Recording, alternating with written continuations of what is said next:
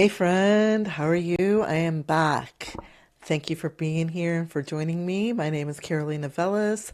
I am the founder and the voice and the face behind Quest Mystic.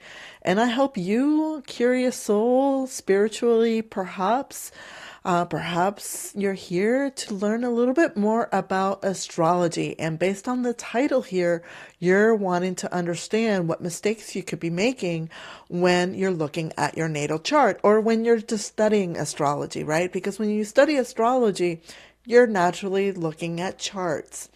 And charts can really be really scary for people, right?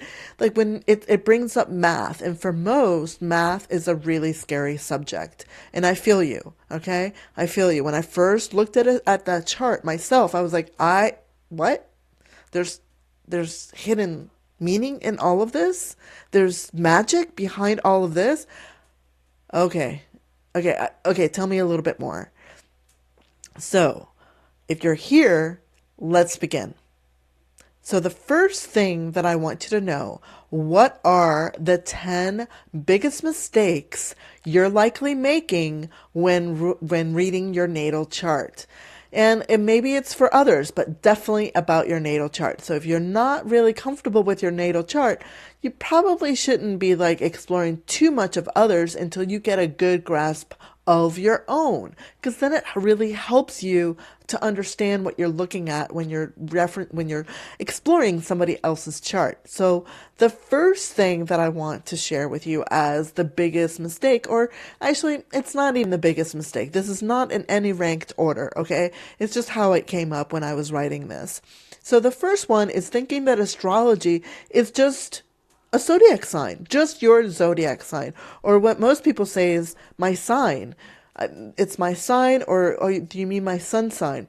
So most of what I'd say the non-Muggle world, they seem to believe that astrology is just your sun sign. And as you know, my dear soul, it is much more complicated than that because you are a much more, multifaceted and complicated individual, just like everybody else. And so astrology is a looking at not just the sun, but also the moon and all the other planets, as well as the houses and the signs that all of this occupies. Sorry, the planets that the planets occupy within the signs. And so when most people start with, I am, say, a Taurus and stop there, what you're really doing is cutting off the opportunity to really sense what is deeper within yourself and others. So if you got the opportunity to go and, say, explore the next big sign that most people should know, which is the moon, and we'll come to that next. So your natal chart is full of things, and most of the stuff that like I said, most people don't really understand is just it's just the sun sign, and that's all right.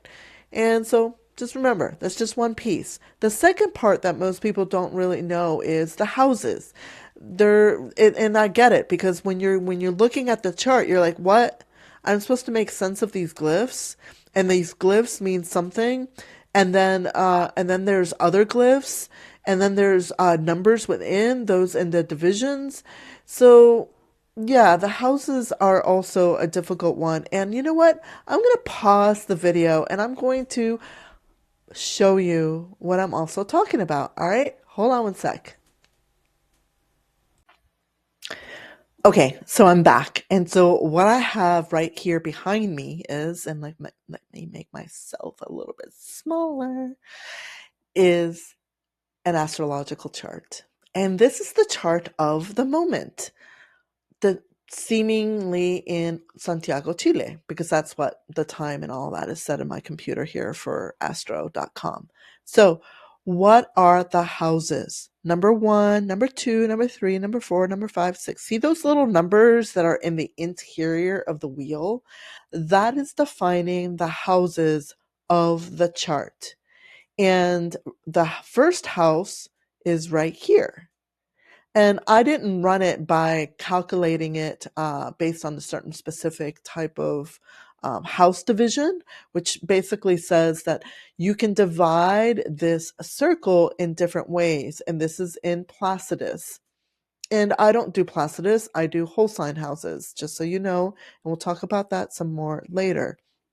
So this is the first house, and it says right here, AC 1859. That's the rising sign. And so the rising sign begins the first house in this chart, which is in Virgo. All right. And before I said, you're more than just your sun. Well, yeah, that's your sun right here over by Taurus. You see the horns and the big face of the bull, and then a circle within a circle. That's a seed of growing. That's the becoming of the sun. And so this is your chart. If you were born at this time in this location, this individual would be a sun in Taurus with a very close conjunction to Uranus in Taurus. So this individual would come into this world as very much of a rebel. It's someone who is going to change things a lot and certainly challenge them. Okay, and seeking more freedom. Okay, so going back to the beginner mistakes that I was talking about, because I feel like maybe you want to see a chart or like a list of things, because I know people like to read and follow along. So not knowing where the houses are is really important.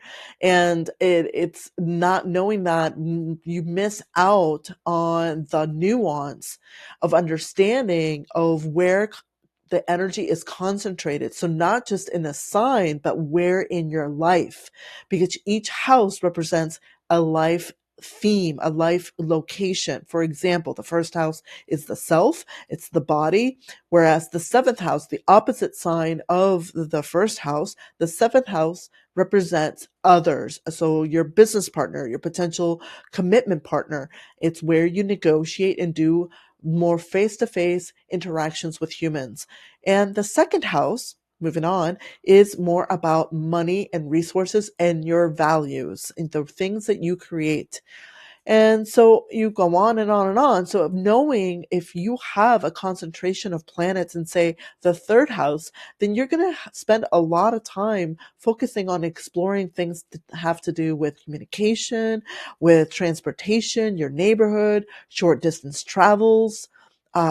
Perhaps you like to learn a lot of things. Perhaps you're like multi-talented in multiple languages. Who knows? It all depends on what's located in that. All right, moving on. Looking at planets without context. That's another big mistake. Looking at planets without a context and not really understanding the full makeup of the chart. So say you have Mars in Cancer. Everybody will tell you like, "Oh man, that's too bad. Like Mars is in fall. It doesn't do great in Cancer." True. However, if it's in a supportive trine, or if it's in a place in the chart that it really does well, then it's not so bad.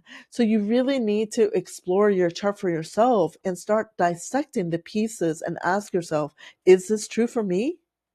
Is this true for me? Don't fall for all this generic advice that's being flown out there and assume that that's you. That's the beauty of exploration of astrology and our looking into our own natal charts, is that we get to decide that's actually true and this is not.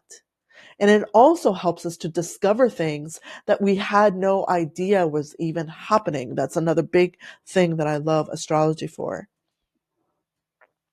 So when you're looking at, say, a planet that is quote unquote bad, what I want you to do is look at what aspects are being made to that planet and then what houses those things are located in to get a better understanding of what sort of support is there for that. And there are other techniques that we could get into, but it's a little bit more advanced. But just to, that's a little bit of tidbit for you at this time. All right. Now, the other big one, this is a big, for me, it's a big pet peeve, but I have to forgive others because I had no idea. I didn't know what my rising sign, I had no idea what my chart was. But now when I ask people, I try to reinforce to them, like, your rising sign is such a beautiful part of you. It basically colors your entire life experience. It's your main navigator in life. It's where you're moving. It's the becoming. For me, my ruler is Jupiter, and I am a teacher. I didn't know that I had that in me, but I've always been guided to sharing my wisdom with others. And whether people saw that as wisdom is another story, but that is within me. And Jupiter is that archetype that we can often see in people's charts. So your rising sign, it's the front door to your chart. It affects your personality, how others see you. It also determines the house placements because, like I said, once you know your rising sign, then you know the houses after that. As long as you memorize the signs, you have to memorize the signs and what order they're in. So it's not just a bonus sign, right? Think of your rising sign a very powerful place. When we do like timing techniques, and when I teach my students these sorts of things, by things I mean like timing and self-exploration. And by the way, the name of my membership is called the Unveiled Path Circle, and it's questmystic.com/join UPC. Just look it up right here in the comments. And so um the rising side, what I share with my students and my members, is that it's a piece of us that it's really difficult for us to see that it's not us, right? Like, I can see my Cancer sun and very nurturing, very caring individual when I'm at my best. Uh, and I can see my Pisces rising. I can't see the world not having that lens. So once you understand your Pisces rising so once you understand your rising sign, you might get like a big aha. Be like, oh, that's why I see the world so differently than others as a XYC sun. Okay. All right, then the next one, the big one, taking astrology too literally. Beginners often read things like, hey, something like Saturn in the seventh. Oh my God, you're going to get divorced, as a natal aspect, for example, or as a transit. And I would say, no, don't think of astrology as a fatalistic thing. Yes, the ancestors and the ancients did look at astrology in those lens, but it's not the end all be all. What astrology and this practice of understanding our natal charts, it's to see the possibilities, and you, my soul, have the decisions to make in life, right? You can decide what to do day in and day out. If by any chance you don't have that ability to make decisions for yourself anymore because, say, you're incarcerated, then look at your chart and look to see what you have in the 12th house and see what energy and what mission is here for you. The 12th house is a place of retreat. Being incarcerated is definitely being one where you're pulled out of society. All right, so don't panic. Astrology is not fatalistic. These are themes, not the destiny. We can have a long conversation about this if you'd like at some point, and talk about stories. I would love to see as people explore more of their chart of what they've determined as fate or destiny, or I'm sorry, or just themes versus destiny. And then the other thing I wanted to mention about that seventh house Saturn placement, you might want to look at things more positively. Like, Saturn in the seventh says maturation, or things taking a long time. So it's going to perhaps take a long time before your partner comes in, or they are older. All right, ignoring the moon sign. So this is another one. So most people, again, know their sun sign or their sun and the rising. Sometimes they know all three. And if you're like me, you know all of them. And I want you to get there. I really, really, really do. Get beyond the sun, moon, rising. Understand your sun, moon, rising, and then the houses, and then go by planet, by planet, by planet. And so ignoring the moon sign, why is that something that is a mistake that most people do? Because they're not really understanding that there's another part of themselves that is expressed out there in this world, which is your emotional world. Most people see it, right? But they don't know that that's actually not the sun sign. They think it's They don't know. They actually just don't know. So the moon sign, it tells you about your emotional nature. It's as important as the sun sign because it really helps you to understand how things feel, or how others feel, right? Understanding your moon sign and understanding somebody else's moon sign helps you to really get a perspective of their emotional world, of their emotional needs, of how they're navigating this world from the inside, really smushy little world.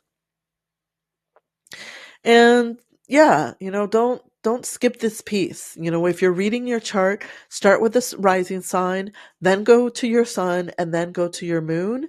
And then if you want to add another layer, go and add the ruler of your chart, which would be whatever rules the rising sign. And then another big mistake that people do is jumping straight to prediction. Like they assume that these things are going to happen just by like looking at the chart and be like, well, I have this placement, therefore this is definitely going to happen.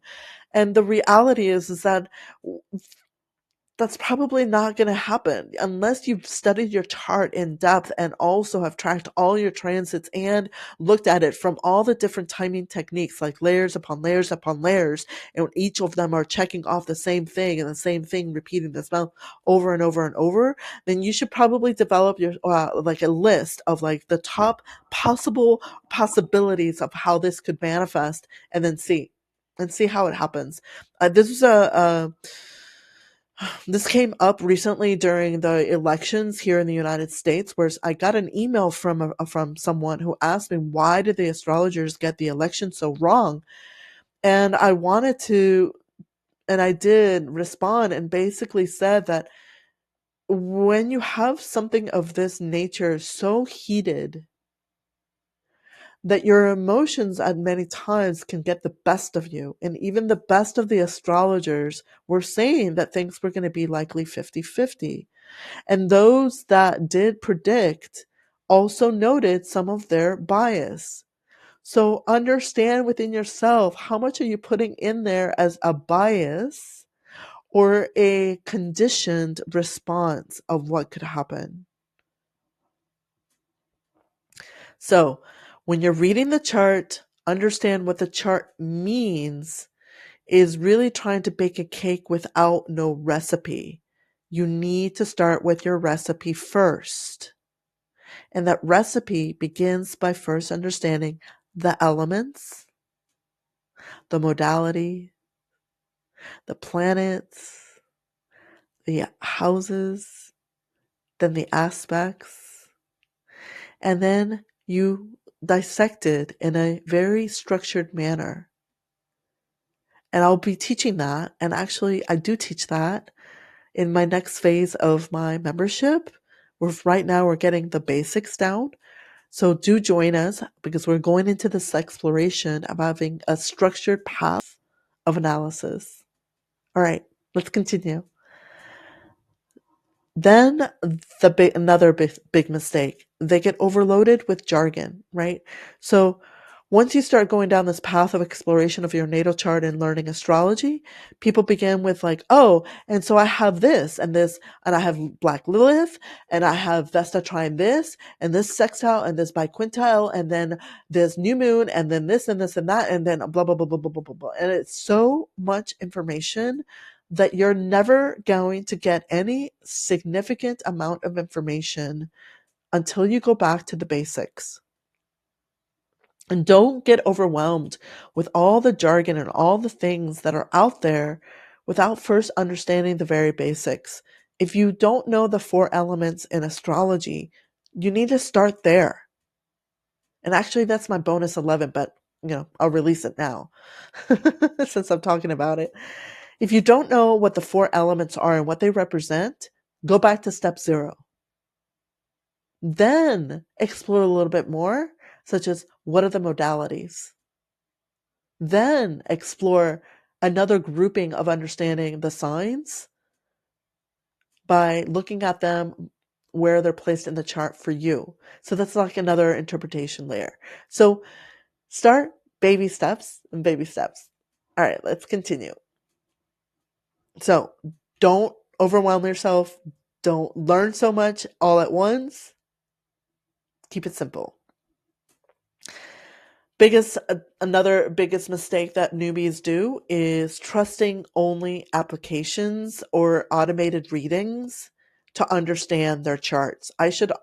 This deserves its own YouTube video of the 10 top reasons of why you should never rely on these things. And even ChatGPT, like, the more you remove yourself from the physical object of your chart, like I was just showing you here, print out your chart, draw your chart, color your chart based on the zodiac, make art of your chart, get to know it, memorize it. Don't rely on technology to teach you who you are. Don't shortcut this process of learning. I think I have like 2 predictive astrology apps on my phone right now, and one of them is Chana Nichols, and I don't read it. I don't open it. I'm not inspired. I don't want someone to tell me what I'm supposed to do, and this is part of my Aquarian nature. And I want to learn the why behind it all. I want to become my own and am my own best astrologer and guide in life. And so, dear friend, if you're here, I believe you want to do that too. So I'm going to help you with that. So that's another one. Don't use these apps. They're not teaching you what is really happening here. All it's going to tell you is an interpretation that they've programmed. Okay? And based on like very general basic knowledge. It's never going to teach you why you have like the biggest wound in, say your Chiron is in, like myself, the second house. It's never going to tell you the story of why you broke, and you have a hard time calling in your own worth. It's just not. It might glimpse at it. So there are other apps out there, and I'm sure they're going to get better, but long term, you should take the reins and understand some of the very basics so you can understand what the rest of us are talking about too. All right. Number 10, not practicing on real charts. This goes in conjunction with number 9. Mo and even some of my members have done this. I'm like, have you printed out your chart? No. You need to print out your chart. Print it out, make 10 copies, and then print out the blank sheets. And if you're interested in any of this, I have a freebie that includes blank sheets as well as all of the interpretation guide information you could need to, start decoding your chart. But get familiar. If you're crafty, hey, and you like color pencils, here's a perfect opportunity to color your chart. The zodiac is a color wheel also, not just a wheel of words and imagery. It also represents colors and rocks and herbs and body parts. So much. You could use this language to create your own beautiful collage talisman that calls in your biggest life goal. Wouldn't you want to do that? I'm actually going to be teaching this. It's called Heartcraft Live, June 19th, 2025. I hope you join me. I'll put the link in the show notes for you guys to register. So, yeah, stop relying on computers and stop relying on memory to remember and understand your chart. You actually need to print it out and draw it and do it a couple times so that you can commit it to memory. It really does help do that. It helps you to do that a lot. So please do that. And then the last one, which I mentioned before, is people not learning the fundamentals. If you're exploring astrology and you want to get better at it and you want to decode what's happening here, you need to start with understanding the elements. and the modalities and the planetary rulers. And I know these words are like, I don't know if I want to do that. But trust me, these are just shortcuts to understanding the system, because it is a system. And I'm here to show you the path of unlocking that system so you can find rest in your soul, knowing that you are who you are and you're meant to be who you are and no one else's version of that. So let's celebrate you by exploring astrology together. So I welcome you to join the Unveil Path Circle. We meet every single month. I deliver guidance of how to learn and embody that energy for the month. And you get workbooks and journals and mini courses and so on and so forth. And a glimpse into what my quarterly rituals look like is the Heartcraft Live that I mentioned June 19th. So if you enjoyed this video, please hit that like, subscribe to my channel. My name again is Caroline Novellas, and I am the founder of Quest Mystic. And I am so blessed that you are here listening to me. Thank you, and I will see you again next time. Take care. Bye.